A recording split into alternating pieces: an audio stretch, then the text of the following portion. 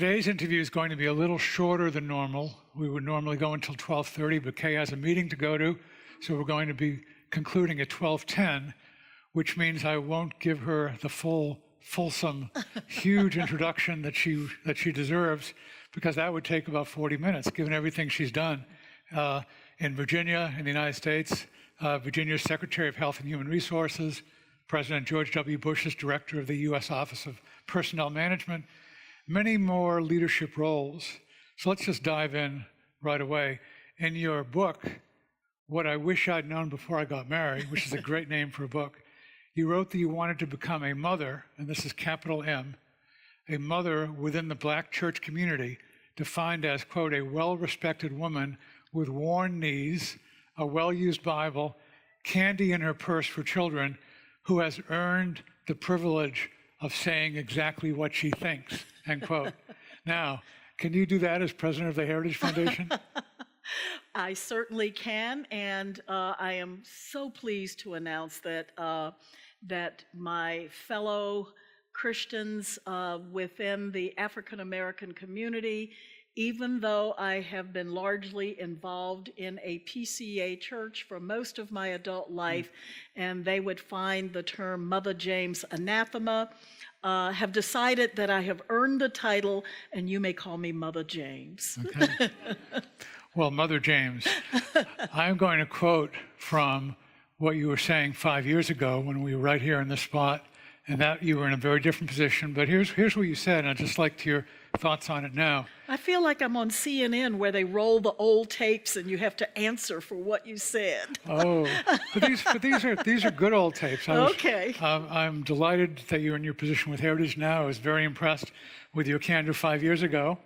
But you said, I met recently with young African American conservative professionals and said, I have a news flash for you. The cavalry is not coming. There is no one coming to save us. The conservative movement, the evangelical movement, and the Republican Party don't care about us anymore, end quote. Did I say that? You said it. But do they care now? Have things changed? Well, I think that they are learning to care, and I think they understand how important it is to care. I think that there are 4 constituencies that if you love this country, you recognize that it is important to spend time, energy, resources in those various communities for your own self-interest and for the preservation of liberty and freedom in America. That's cultural elites, minorities, women, and millennials. Okay. If we as conservatives care about this country, then we recognize that we must speak to, in compelling and winsome ways, those various communities in order to maintain freedom and liberty. And unfortunately, I think that's a hard lesson to learn. I think that when I look at so many of our wonderful conservative organizations, they are comfortable just staying within and preaching to the choir instead of being evangelical with a small e, and recognizing that with the constituencies that we currently have, we cannot maintain.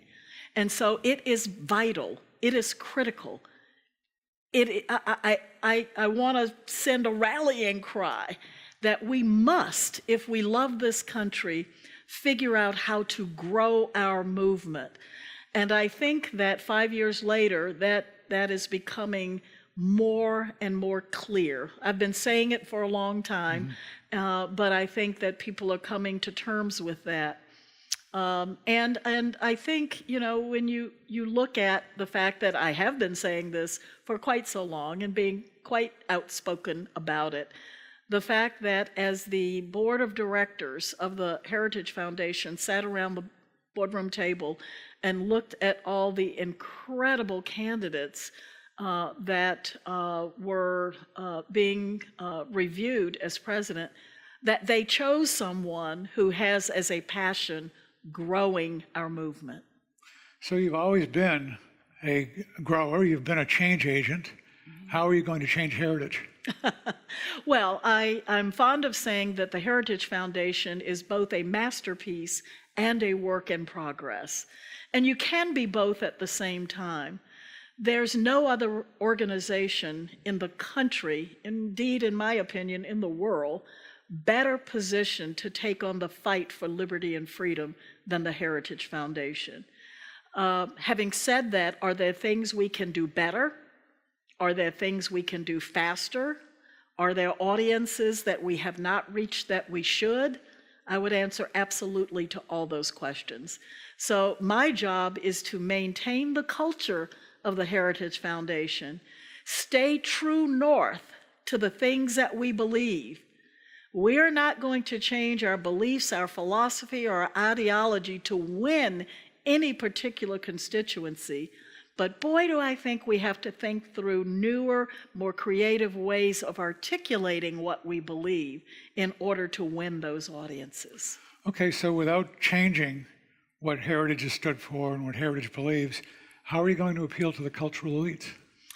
Well, I have to appeal to their intellectual honesty. How much of that is there? There's not a lot of that out there, I must confess. So typically, one of the first things I ask when I am engaging is, are you prepared to be intellectually honest? Most people, when you ask that question, will say yes, because they know that's something they ought to be. That's the right answer. Yeah, that's the right answer, is to be yes.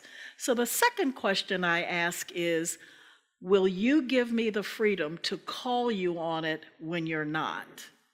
And typically what they say is, of course, as long as I have the same freedom to call you. I said, great. As long as we can call each other out when we're not being intellectually honest, that's fine. And as long as we establish that you're entitled to your opinions, but you're not entitled to your own set of facts. And that's one of the things that I believe that the Heritage Foundation contributes to the battle, to the cause. We do the research, we do the analysis, we write the papers that can fuel the entire rest of the conservative movement. And incidentally, by the way, this is not gratuitous in any way. I do mean this sincerely. That's one of the reasons I'm so excited about being here at Patrick Henry, because this is the farm team here. This is where these young intellectuals sharpen their skills and learn how to think through issues, rely on data and research, and are able to defend what they believe. Those are the folks that we look for to be the soldiers in the battle as they graduate and come to the Heritage Foundation. And they'll be quoting you on that as they apply for internships. I'm sure they will. Not just internships, but jobs. So once I lay the foundation for engaging cultural elites in intellectual honesty, the ability to call them on it when they're not, to agree on a common set of facts. Now that's the tough one, because today it used to be much easier to get to that point.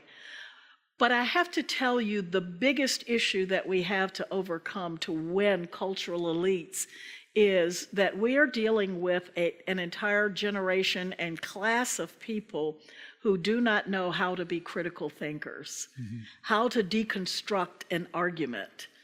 And so very often it's based on, well, I feel, in my opinion, and those feelings and those opinions are typically not based on anything other than some talking points they just pulled off Facebook. So let me ask you about conversing with a person actually who's a member of the cultural elite, a person who emphasizes feelings a lot, and a person from a minority group. Let's say, instead of me sitting here, someone much more persuasive like Oprah Winfrey. Oh, I'm looking forward to that one. Okay, what would you say to her? Actually, I think Oprah Winfrey and I could find a lot of common ground. I have genuinely a great deal of respect for her personally. And I know her from watching and having met her a couple of times in life, that we share a common vision. I don't want to see poor people poor. She doesn't either. I don't want to see kids trapped in failure factories and unable to get a great education. Neither does she. I don't want to see access to quality health care denied to those who desperately need it, and neither does she. I think where the difference comes in is our approach to how to solve those problems. So the first thing I would do with Oprah is lay out the common ground and to appreciate who she is as a person and her desire to solve difficult problems for hurting people, because I'm right there with her. Now, after that, I think I would have to say, are you willing, Oprah, to set everything aside and let's look at things that work? Take education as an example. When I am dealing with young progressives on college campuses, I like to put up a picture of a kid who is obviously from an impoverished background. And I tell them that my children and my grandchildren have someone who's crazy about them. And that's me. I am crazy about my grandchildren, and I will take on anything and anybody to equip them to be educated and to be able to survive in this world. But that poor kid whose picture I put up deserves someone who is crazy about them as well, and who's willing to take on teachers' unions, who's willing to take on school administrators, who's willing to do whatever is required. I'm not advocating on behalf of teachers or unions or anybody else. They've got a union. I'm advocating on his behalf. So let's look at what really works for that kid. Are you willing to do that and set aside politics, set aside labels, set aside talking points, set aside advocating on behalf of anyone other than that kid? And if you lock Oprah Winfrey and me in a room for an hour, I'll bet we could come out with some solutions for that kid. Well, I'd hope so, but let's say Oprah Winfrey responds to that persuasive argument with two words, Donald Trump. Then what? What's that got to do with anything? Well, you're the president of the Heritage Foundation. The Heritage Foundation is a conservative organization. You're glad to have Donald Trump in the White House. And he is a person, let's say Oprah Winfrey would say, who has demonstrated a total lack of compassion. What do you do with that? Well, first of all, as the president of the Heritage Foundation, I am delighted that I no longer have to be involved in politics. Okay. And we are not an arm of the RNC or the Trump administration. We are here to promote conservative philosophy, ideas, and policies. And whenever the RNC or the Trump administration veers from that, we take them on as much as we do Democrats and liberals. So I have been set free from all of that, and I'm able to deal based on ideas and things that work. And I would also say to Oprah that, you know, when someone is dying in a desert and a hand reaches out to give them a cup of water, if it's real water that will really quench the thirst, do you think that person is going to knock the hand away because it's somebody they don't like, admire, or respect? So if Donald Trump at this particular take Trump out of the picture and look at the cup of water. Is it real? Will it quench the thirst? Will it solve the problem? And I don't care who it's coming from, if it's a real solution, I'll take it. Okay, so Oprah Winfrey then says, well, tell me about the You are beginning to look a lot like Oprah Winfrey right now. So, but she says, well, tell me about the cup of water you've offered to DACA kids, to immigrants. What are you saying to them? How are you applying your conservative compassion to them? To DACA kids, I have every bit of compassion for a kid who was brought here by their parents.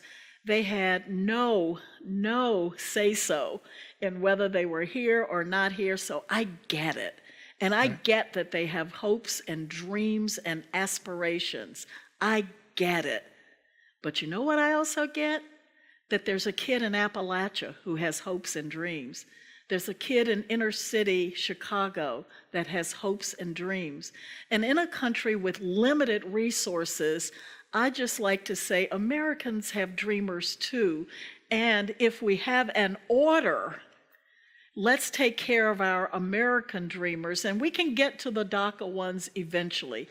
But let's take care of American dreamers first with our limited resources. And I think that there should be a pathway to citizenship for those individuals. But I also think it does a terrible disservice to the folks that I know that stood in line, went through the processes, respected our laws, spent the hard-earned dollars to do what needed to be done in order to become American citizens. Right before taking over as the president of the Heritage Foundation, I had the privilege of going to Ellis Island.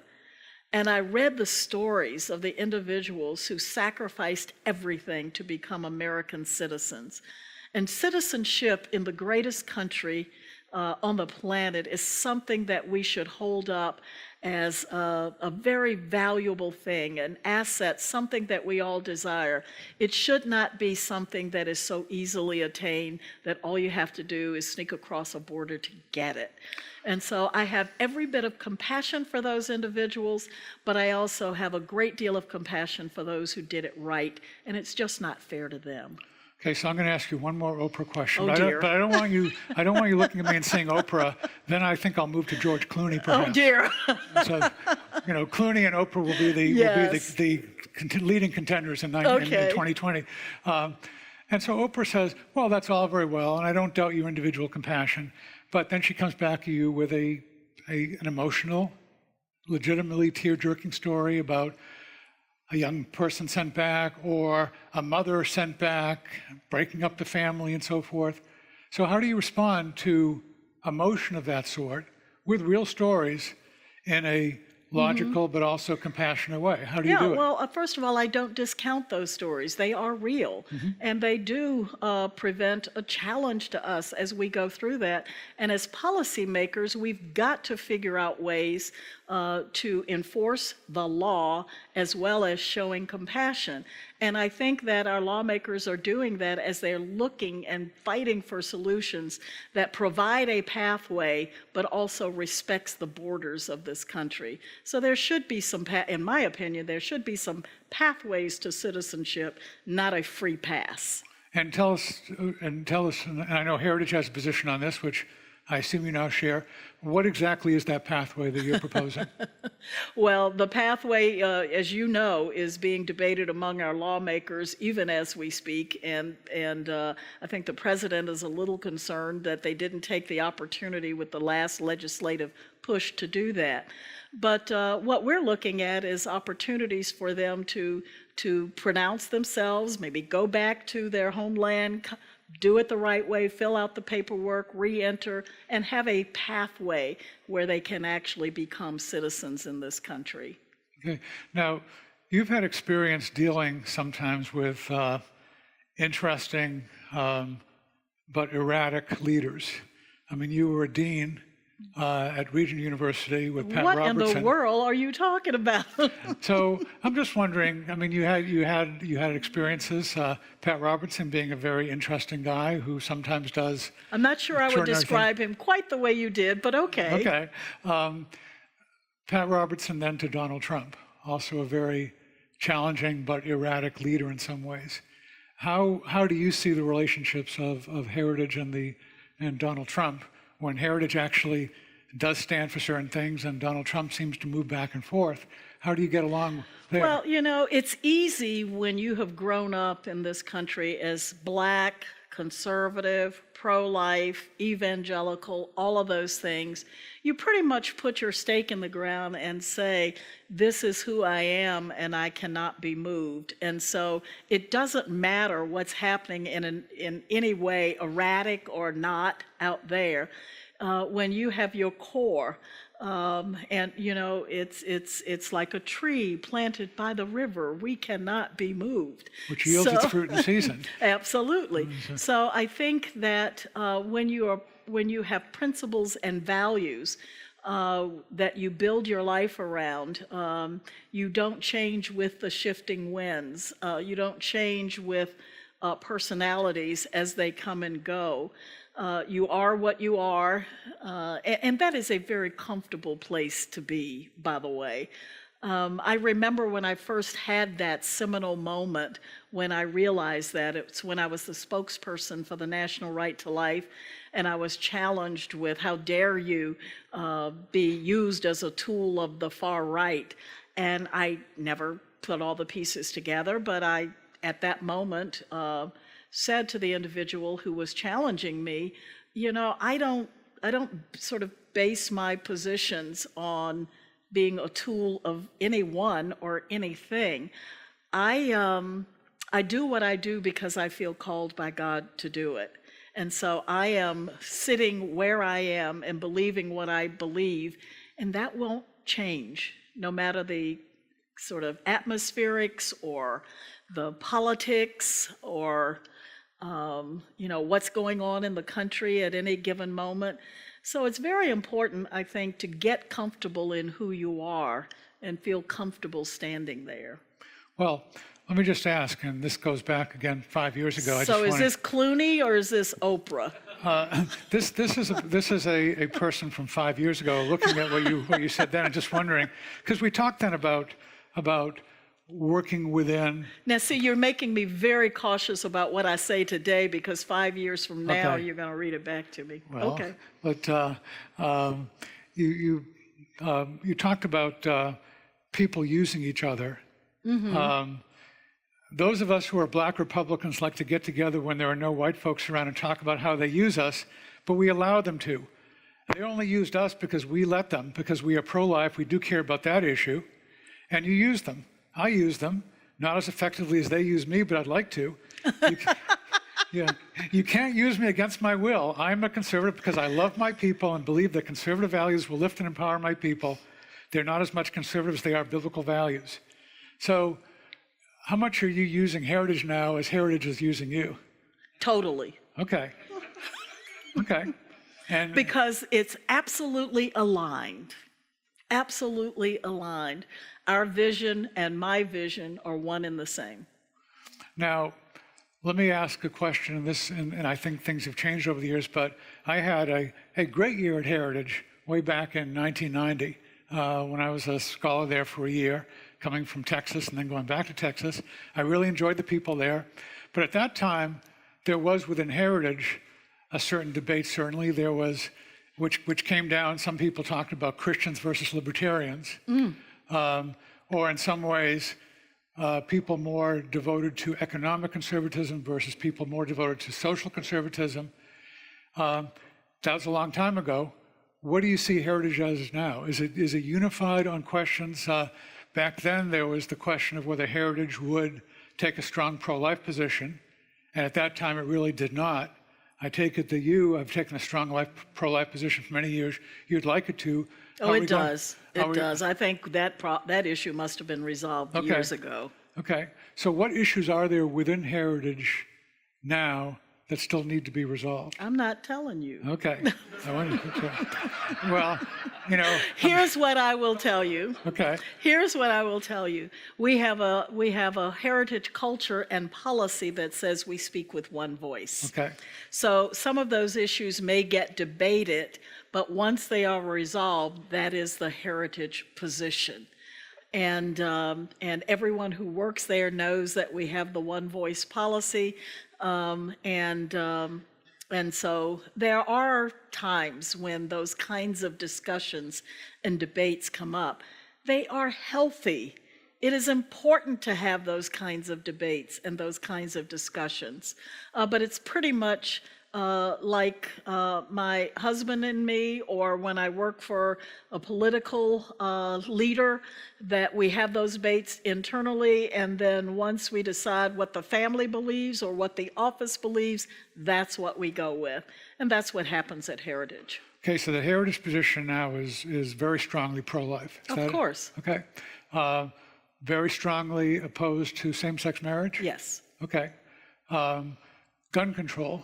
Let's talk about that issue. We had the big demonstrations this weekend. You spoke about that a little bit at Chapel. Maybe you can, what's the Heritage position there? Well, first of all, our position is that, let's start by acknowledging, and I always think, Marvin, it's important to do this. It's important to acknowledge the depth of emotion that people are feeling around this issue right now. Those students who were in those streets genuinely feel unsafe in their schools. They genuinely want answers.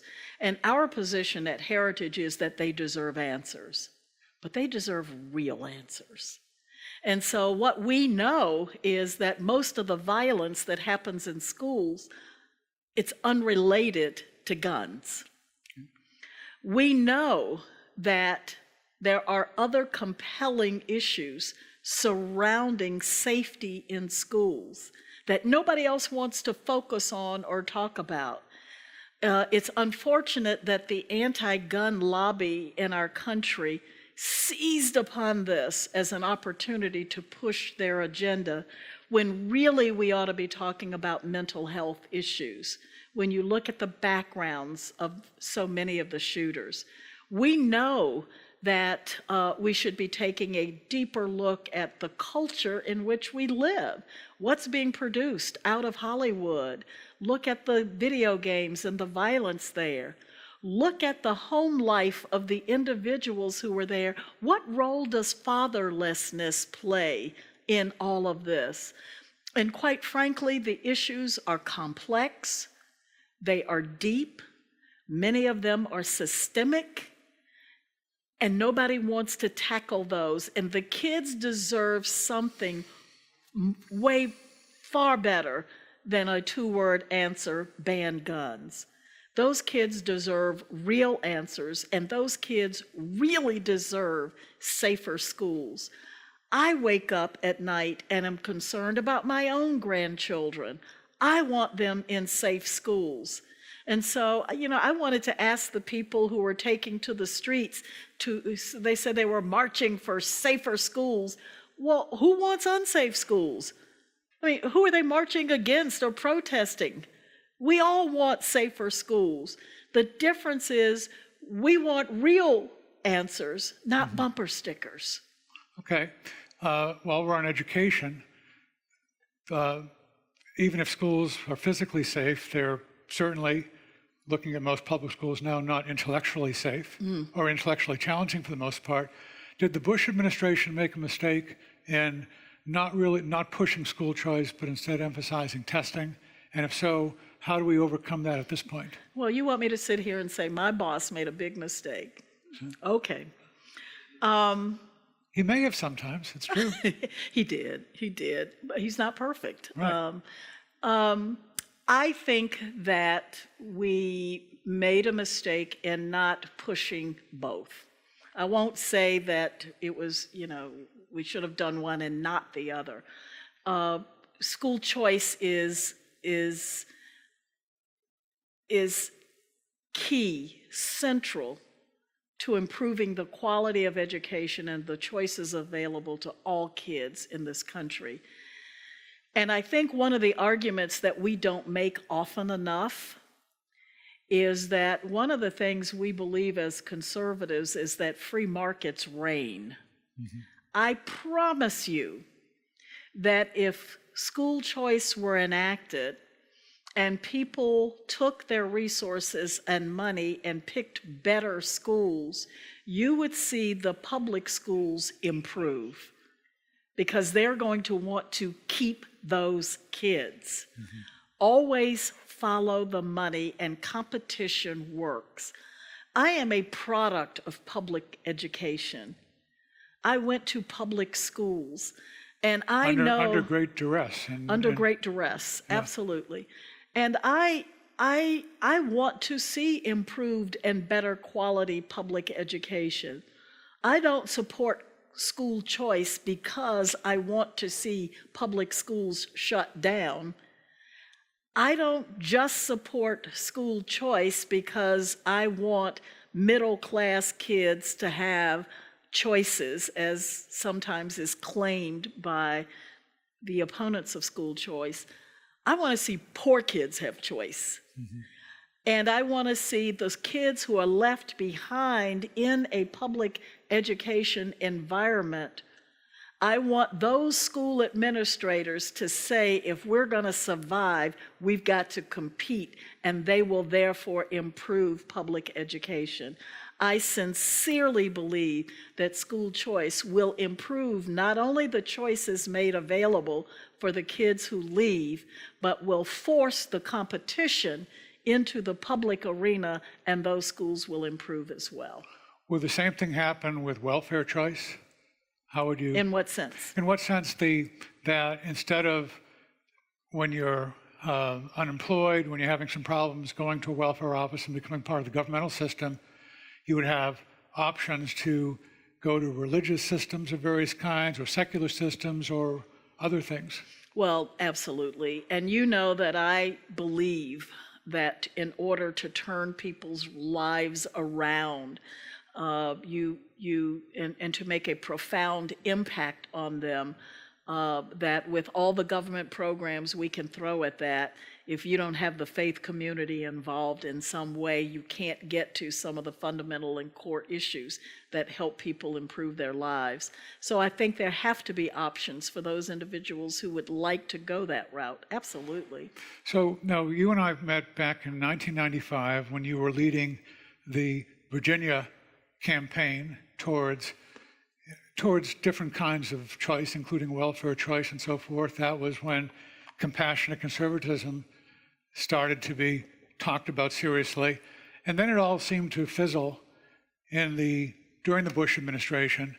There were some improvements made, but not a whole lot. And now compassionate conservatism sometimes is even a dirty word among some Republicans. What happened? What went wrong? What can we learn from the experience of what went right and what went wrong during those years? Well, let's start with I never liked the term. Okay. Compassionate conservatism. I think because conservatism is compassionate.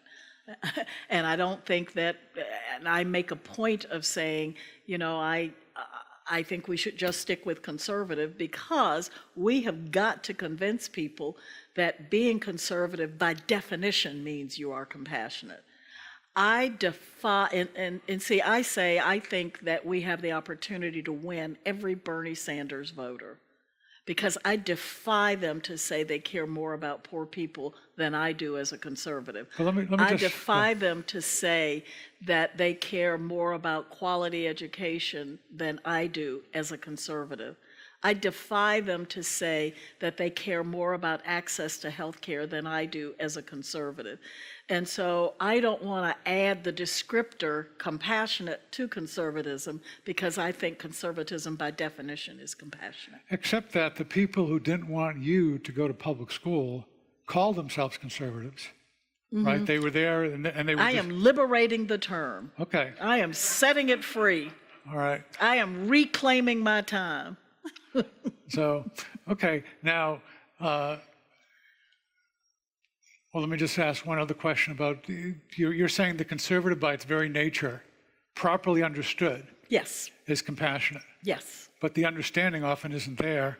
Does there have to be a battle within the conservative movement to emphasize compassion over the normal tendencies and pressures that a lot of us have? Oh, absolutely. And that's been my passion and my mission for these many years, is to convince conservatives that we need to talk about the things that we believe in different ways with different language in order to be believable.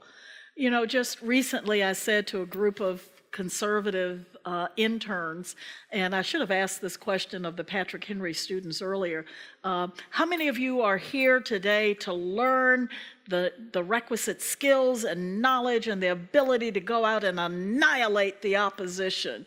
And I was, they go, yeah, you Patrick Henry students didn't. I didn't get to ask them, but I did ask the interns, yes, and yeah, I'm all in. How many of you out here want to annihilate the opposition? Is there any hands up?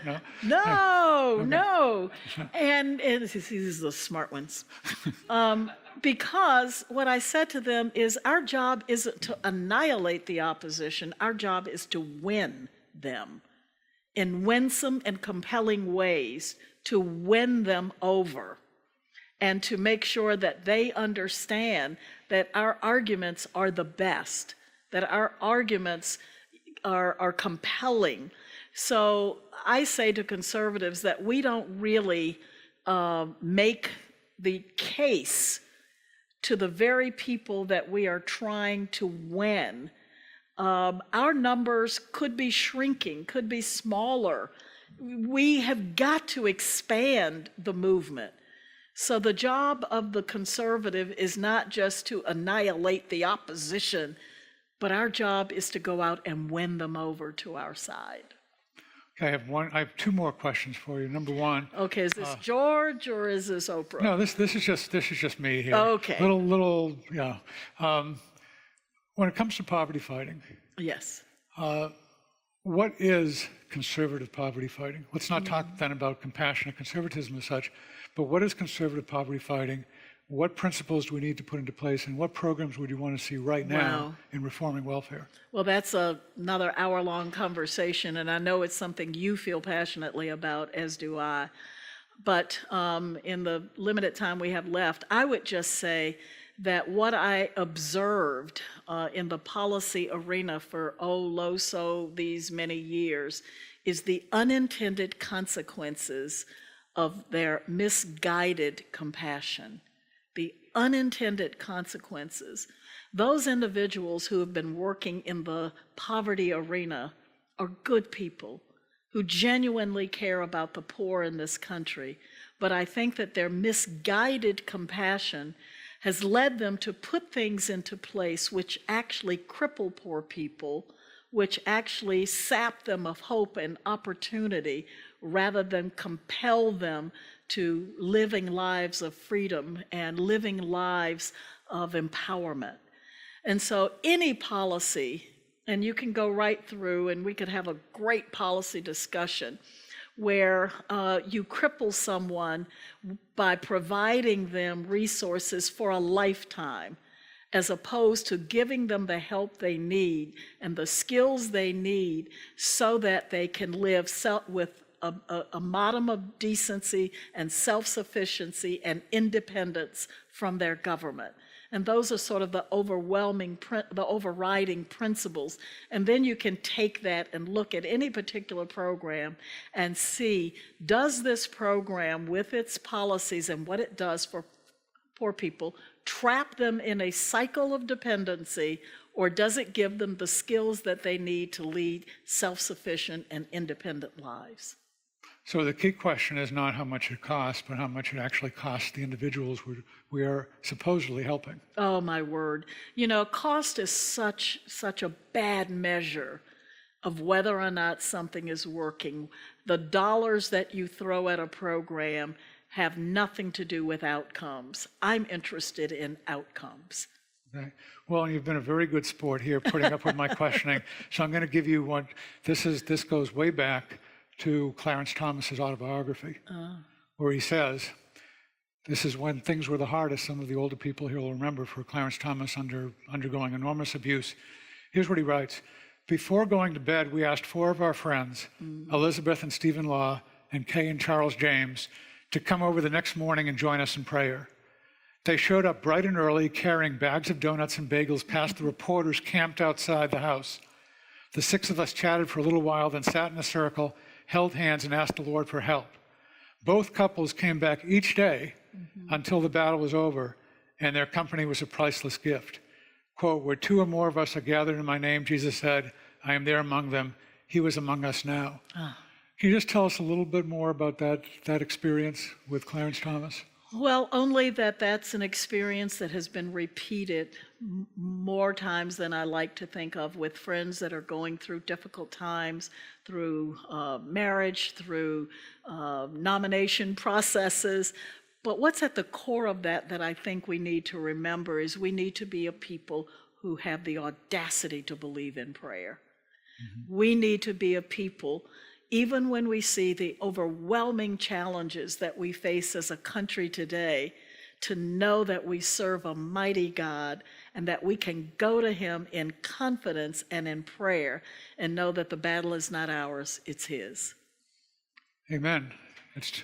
It's 12:10. Please join me in thanking Kay Cole James.